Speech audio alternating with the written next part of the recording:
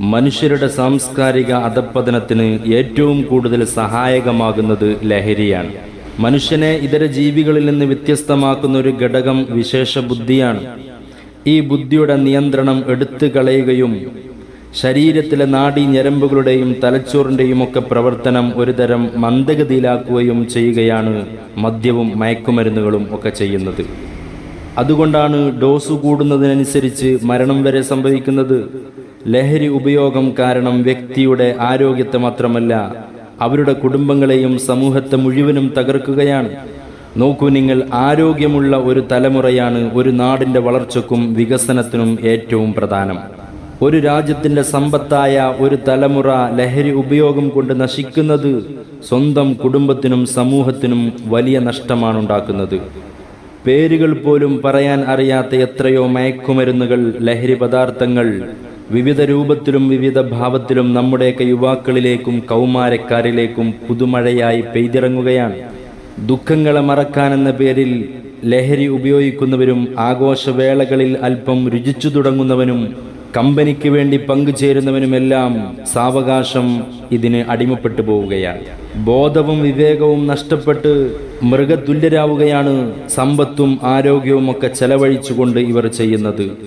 ലഹരി ഉപയോഗിച്ചാൽ അവൻ്റെ അപബോധ മനസ്സ് ഉണരുകയും പിന്നീട് വിവേകത്തിന് സ്ഥാനമില്ലാതെ വികാരങ്ങളാണ് പിന്നെ മനുഷ്യനെ നിയന്ത്രിക്കുന്നത്.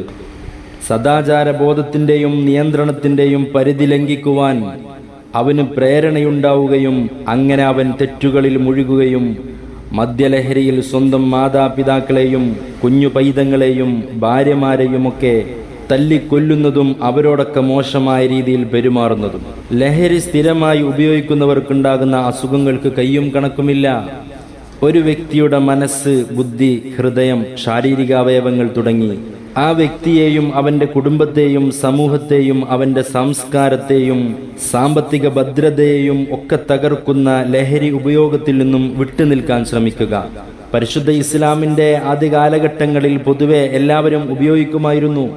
ശാരീരിക, മാനസിക, സാമൂഹിക, സാംസ്കാരിക പ്രത്യാഘാതങ്ങൾ അത് ഉപയോഗിക്കുന്നവർക്ക് ഉണ്ടായപ്പോൾ ഘട്ടം ഘട്ടമായി നിർത്തലാക്കി. ലഹരി ഉപയോഗം തന്നെ നിഷിദ്ധമാക്കി.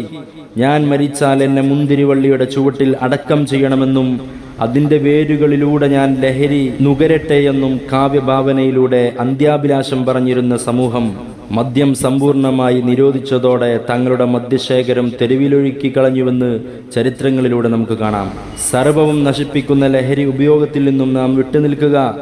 ആരോഗ്യമുള്ള ശരീരവും സാമ്പത്തികാഭിവൃദ്ധിയും നമുക്കെല്ലാവർക്കും നാഥൻ നൽകട്ടെ.